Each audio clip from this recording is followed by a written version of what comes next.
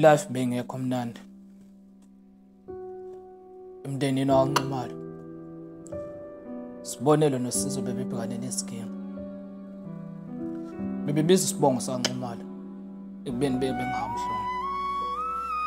Izinto empilweni yabo bezingalungi. Isidala zakubo besibafuna kanjoma. Kodwa ngoba igceke lakubo balazi. Ku-end up ukuthi bahlale kwaNxumalo ngoba umama wabo ushona eqinisa ngabatshela. Namhlanje kubuhlungu abazi umuphi umsamo abazolandelela.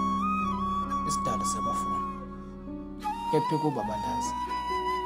Namhlanje bamqhubuzana ngamakhanda bazi ukuthi kumele bekwenze. Ukuze bekwazi ukushisa impilo edlozini. Umsamo wabo longalunganga nanimpilo yabo yamaphilo.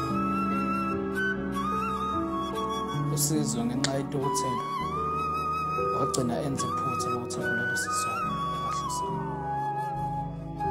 Ngenxa yokudayiswa nezindaba samthatha samsebenzisa samenzisa izinto ezinye. Ubuye ejele namhlanje akakazwanga nanokugeza isinyama. Still impilo yakhe ayikadluli. Kodwa sanethemba ukuthi impilo yakhe iyadlula.